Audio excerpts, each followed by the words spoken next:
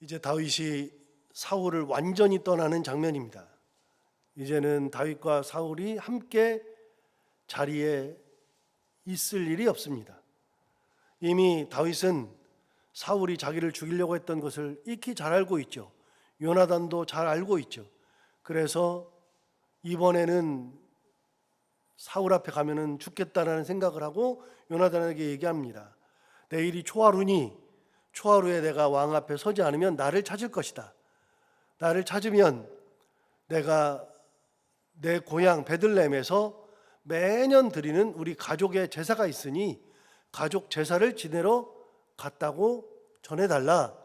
만약에 아버지가 그래 그러고 받아주면 아버지가 나를 죽이려고 안 하는 것이요, 만약에 아버지가 노하면 그러면 나를 죽이려고 하는 것이니 그렇게 되었으면 나에게 알려달라 그랬더니 요나단이 얘기를 하죠. 그리고서 몇 가지 이야기하는 것 중에 가장 어제 봤던 것처럼 인상 깊은 거는 너 살아 있어도 나를 죽이지 말아달라.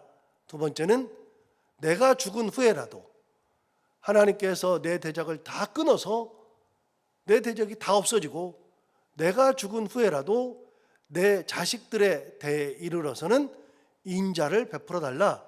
말도 안 되는 그런 부탁을 하죠. 다윗이 최악의 상황이고 목숨이 경각에 달려 있는데 요나단은 그렇게 얘기하죠. 왜요? 그것이 하나님의 뜻인 것을 아니까요. 그래서 사흘 동안 숨어 있겠다고 얘기하죠. 그리고 오늘 이제 사흘 동안 나타나지 않는 장면이 나옵니다. 본문이 기니까 제가 그냥 설명합니다. 여러분, 다윗이 들에 숨었고요. 그리고 초하루가 되어서 다윗이 사울 앞에서 같이 서 있어야 합니다. 그렇게 서 있어야 하는데 다윗의 자리가 비어 있어요. 비어 있으니까 사울이 생각합니다. 아니, 다윗에게 무슨 안 좋은 일이 있나 보다, 부정한 일이 있나 보다, 오늘은 그러니까 못 왔겠지 하고서 넘어갔습니다. 둘째 날이 되었는데도 다윗이 보이지가 않는 겁니다. 다윗이 왜 오늘 자리에 안 나오지? 오늘 식사 자리에 나와야 되는데 왜 안 나오느냐? 그렇게 물으니까 요나단이 대답합니다. 예, 아버지, 다윗이 나에게 간청하기를 자기 집안에 제사가 있으니까 자기 고향인 베들레헴으로 가서 고향에서 매년 드리는 이 제사 드리고 오겠다 그럽디다. 그랬더니 아버지가 그 얘기를 듣고 나서 반응하는 장면부터가 나옵니다. 그게 30절에 나옵니다. 여러분, 30절 한번 볼까요? 사울이 요나단에게 반응하기를 이렇게 반응했습니다. 사울이 요나단에게 화를 내며 그에게 이르되, 요나단에게 화를 냈습니다. 뭐라고 했느냐? 폐역무도한 계집의 소상아. 여러분, 폐역무도한 계집의 소상, 이거는 다른 성경을 보니까, 공동번역 성경 보니까 야, 이 환양년의 자식아. 표준세번역에 보니까 야, 이 사생아 같은 자식아. 자기 자식한테 그런 욕을 하는 겁니다. 굉장한 욕을 하죠. 얼마나 화가 나 있으면 자식한테 야, 그러면서 욕을 하기 시작하는 겁니다. 여기서 우리 성경은 너무 번역이 점잖아요. 폐역무도관 계집의 소생아, 이렇게 점잖게 번역했어요. 어쨌든 굉장히 화가 난 겁니다. 그 다음에 뭐라 그러냐? 네가 이새의 아들을 택한 것이 내 수치와 내 어미의 벌거벗은 수치됨을 내가 어찌 알지 못하랴? 무슨 말이냐면, 야, 너 이새의 아들과 짝짝꿍 된 거 내가 모르겠니? 너 그 이새랑 너 짝짝꿍 돼가지고서 너 이런 일을 벌이는데 이것이 결국은 너에게나 너를 낳은 엄마에게 큰 욕이 될 거다. 또 다른 성경에 하면 너에게 창피한 일일 것이고 내 어미가 벌거벗은 것을 드러내는 창피한 일과 같은 거다. 엄마가 싹 다 벗은 것을 보여주는 거랑 똑같다는 거예요. 그러니까 사울이 굉장히 화가 났습니다. 욕이란 욕은 다 했습니다. 자기 자식에게. 왜요? 너무 몰라주거든요. 그럼 왜 그렇게 욕을 했느냐? 31절에 답이 나옵니다. 이렇게 말했습니다.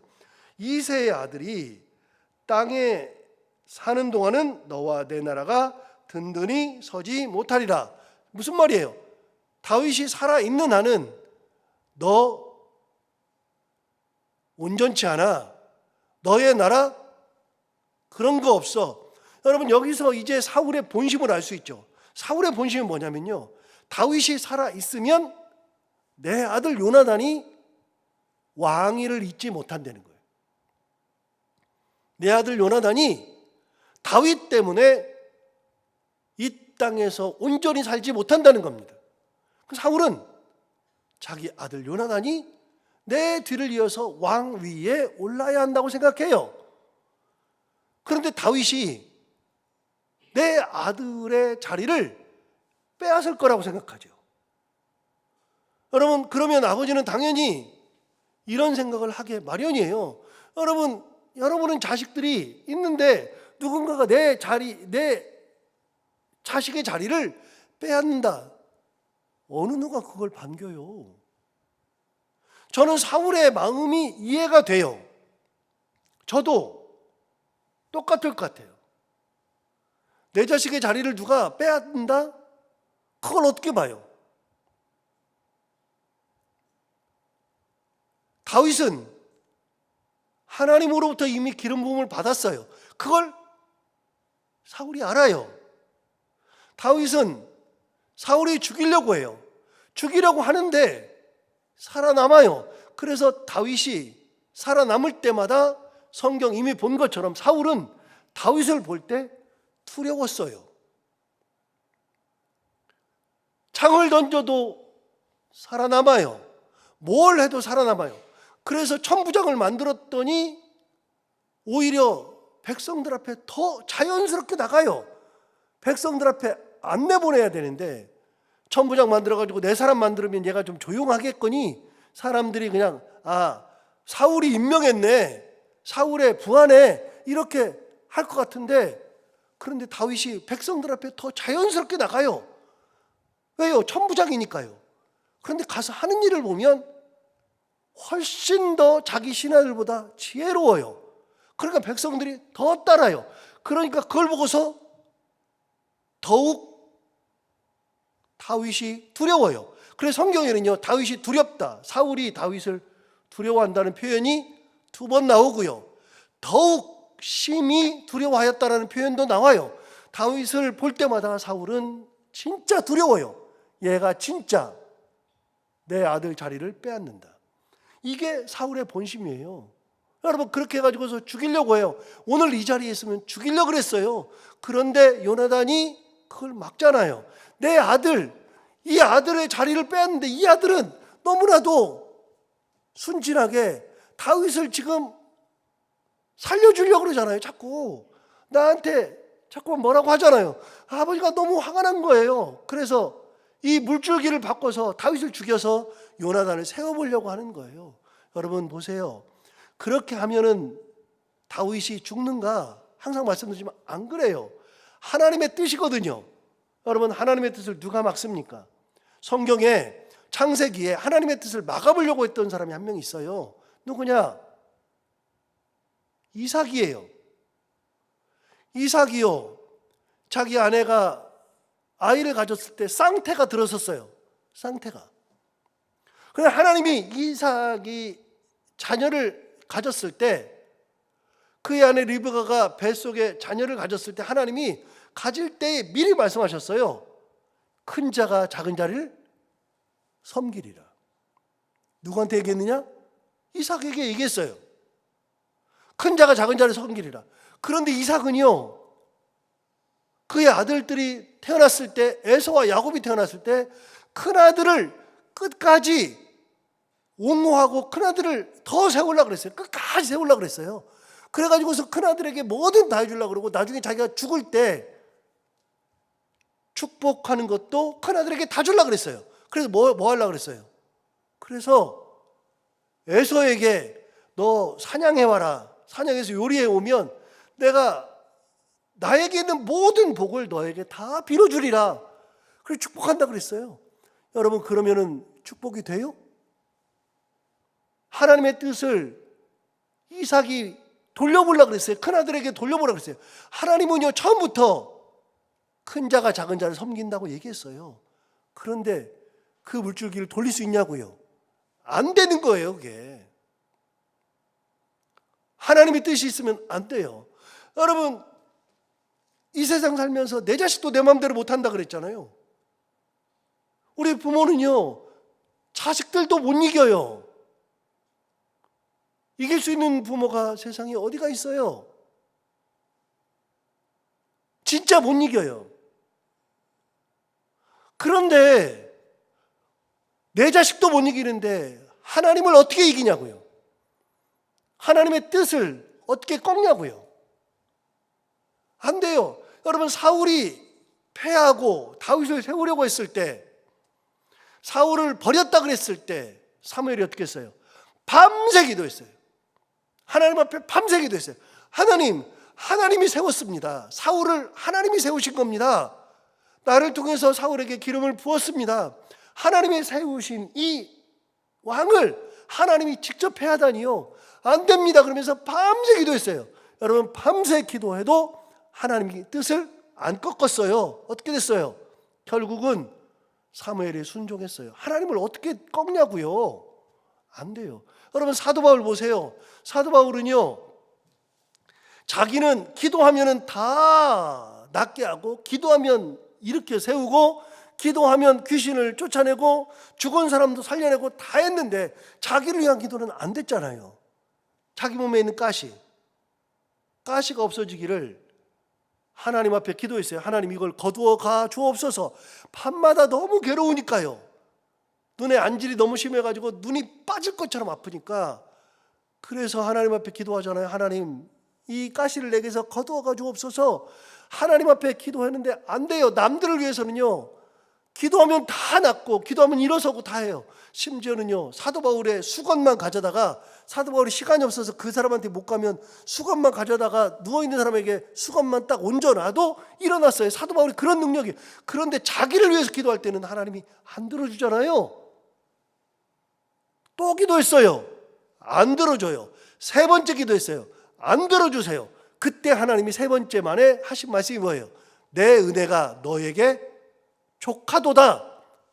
여러분 하나님의 뜻은요 사도 바울의 병을 낫게 하는 것이 아니에요. 사도 바울이 아무리 하나님의 뜻을 돌이키려고 해도 안 돼요. 그런데 그 본문 앞에 뭐라 그랬어요? 하나님이 나로 하여금 자만하지 않게 하기 위하여, 나로 하여금 교만하지 않게 하기 위하여. 왜요? 사도 바울은 교만할 수밖에 없어요. 사람을 이렇게 세웠는데요, 죽은 사람을 살렸는데요, 귀신을 쫓아냈는데요. 그러면 교만해져요. 교만해진다고요. 그런데 교만할 틈이 없어요. 교만하려고 그러면 아프거든요. 내가 아파 죽겠는데 남들이 나를 뭐 칭찬하건 뭐 내가 뭘 뭐 대단한 걸 가졌건 무슨 소용이 있어요? 여러분 세상을 다 가져도요 내 몸 아프면은 다 귀찮은 거예요. 사도 바울도 하나님의 뜻을 변경시키지 못해요. 우리가 로마서를 쭉 봤는데요, 로마서에 사도 바울이 로마를 가려고 얼마나 많이 노력해요. 사도 바울이 로마서를 쓸 때, 고린도를 쓸 때 한 번도 가보지 못한 데다가 편지 쓴 거예요. 로마서를 쓴 거예요. 자기가 개척한 교회가 아니에요. 그 성도들을 잘 몰라요. 자기는요 로마를 그렇게 가고 싶어요. 성경에 나와요. 로마서 14장에 나와요. 내가 너에게 가기를 여러 번 시도하였으나 굉장히 많이 가려고 그랬어요. 그런데 그때마다 길이 막혔도다. 사도 바울이 아무리 가려고 해도 하나님께서 길을 막아요. 자꾸만 막아요. 그래가지고 결국은 못 가요. 그래서 사도 바울이 얘기해요. 이번에도 길이 막혔는데 갑자기 이번에는 내가 가려고 그랬더니 저 위에 있는 데살로니가 사람들이 헌금해가지고, 이 사람들이 헌금을 나한테 예루살렘에도 좀 갔다가 좀 전해달라 그런다. 그래서 내가 거기를 갈 거다. 여러분 고린도가 여기고 로마는 이쪽이고 예루살렘은 이쪽이에요. 자기는 이 로마를 가려고 그랬는데 갑자기 데살로니가 사람들이 헌금해가지고 예루살렘 사람들이 지금 너무 힘들다 그러니까 자기들이 헌금해가지고 이걸 좀 전달해서 예루살렘 성도들에게 나눠달라고. 그런 얘기를 듣고서 예루살렘으로 거꾸로 가야 돼요. 그러니까 자기 뜻이 뭐냐? 내가 여러 번 시도했는데 막혔는데 이번에도 거기 가야 돼. 예루살렘 가야 돼. 그러니까 내가 예루살렘 갔다가 이걸 잘 전달하고 내가 다시 너에게 가리라. 결국 못 갔어요. 안 된다니까요, 이게.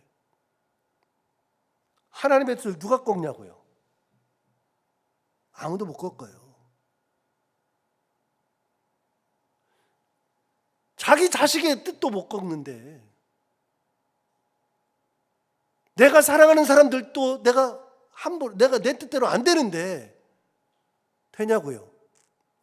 그래서 예수 믿는 사람들은요, 이렇게 하나님의 뜻을 거슬러서 살면 자기가 불행해져요. 신앙인들은 내 뜻을 세우는 게 아니라 하나님의 뜻이 무엇인지를 분별할 줄 알고 하나님의 뜻대로 맞춰서 사는 거예요. 하나님의 뜻이 무엇인지 분별하고 그 뜻을 가지고 살아가는 거예요. 사울이 끝까지 하잖아요. 끝까지. 결국 안 돼요. 아무래도 안 돼요. 요나단에게 막 욕을 했어요. 너와 내 나라는 영원히 서지 못하리라. 그러면서 자기 자식에게 막 욕을 했어요. 욕을 해도 안 돼요. 여러분 31절 다시 볼까요? 이새의 아들이 땅에 사는 동안은 너와 내 나라가 든든히 서지 못하리라. 야, 다윗이 안 죽으면 너 끝이야. 다윗이 안 죽으면 네 나라는 없어 라고 말을 해요. 그러면서 막 화를 내요. 31절 하반절, 그런즉 이제 사람을 보내어 그를 내게로 끌고 오라. 그는 죽어야 할 자니라. 사울이 얘기하죠. 끌고 와라. 사람 보내서 끌고 와라. 빨리 베들레헴에 사람 보내서 끌고 와라. 죽어야 한다 얘기하죠. 32절 보세요.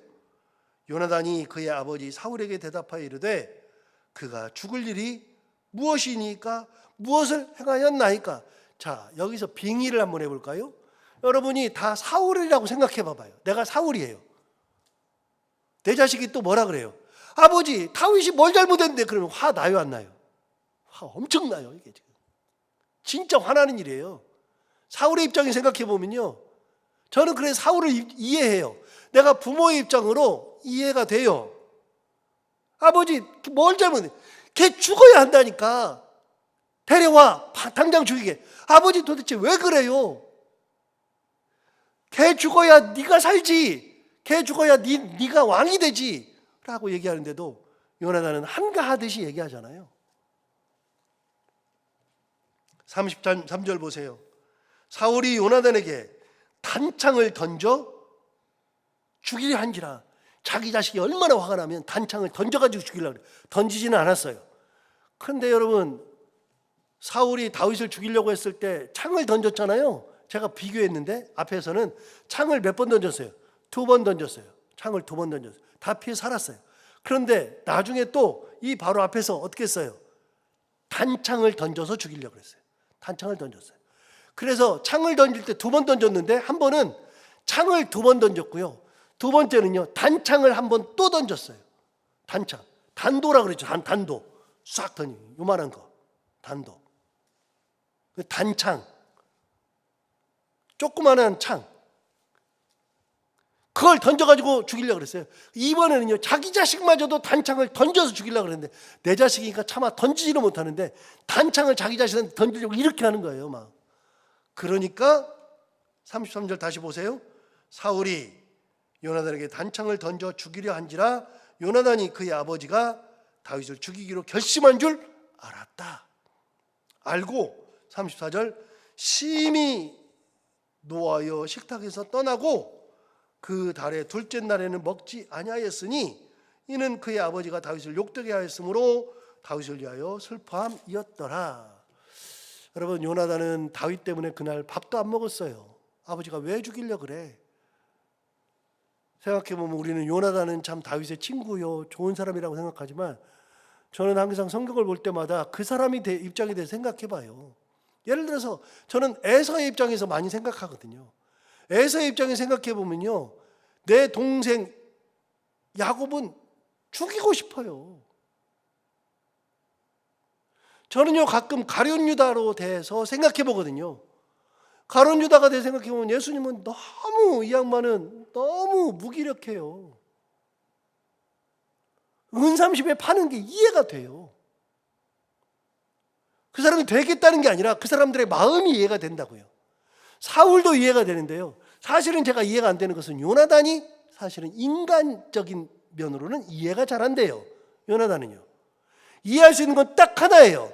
요나단은 하나님의 뜻을 분별하는 신앙이 있었다는 거예요. 그거밖에는 저도 요나단 이해가 안 돼요. 그러나 하나님의 뜻을 분별하는 사람은 그런 삶을 사는 거예요. 자, 홍해 앞에 섰을 때 다윗이, 모세가 어떻게 했어요? 홍해 앞에 섰을 때 사람들이 다 호들갑 떨었어요. 다 울었어요. 다 죽는다 그랬어요. 예외가 없어요. 모세만 뭐라 그래요? 너희는 가만히 있으래요. 이해가 안 돼요. 이해 안 되는 말이에요. 이해가 안 되는데 누가 그런 말 할 수 있느냐? 이해는 안 되지만 누가 그런 말 할 수 있느냐? 참 신앙을 가진 사람, 하나님을 100% 의지하는 사람만 이런 얘기하는 거예요. 그래서 이해는 안 되지만 이 신앙이 중요한 신앙이에요. 하나님을 끝까지 의지하는 사람, 끝까지 붙드는 사람, 이런 삶을 사는 거죠. 결국 다윗과 요나단도 헤어집니다. 이제 끝입니다. 서로 만나지 못합니다. 41절 보세요. 41절. 아이가 감에 다윗이 곧 바위 남쪽에서 일어나서, 자, 다윗이 요나단에게 어떻게 하느냐? 바위 남쪽에서 일어나서 땅에 엎드려 3번 절한 후에 서로 입맞추고 같이 울되 다윗이 더욱 심하였다. 여러분, 땅에 엎드려 3번 절했다 그러는데 성경에 3번 절한 예가 한 번도 없어요. 다윗의 마음이 느껴지죠? 얼마나 고마우면 절하고 또 절하고 3번 절했어요.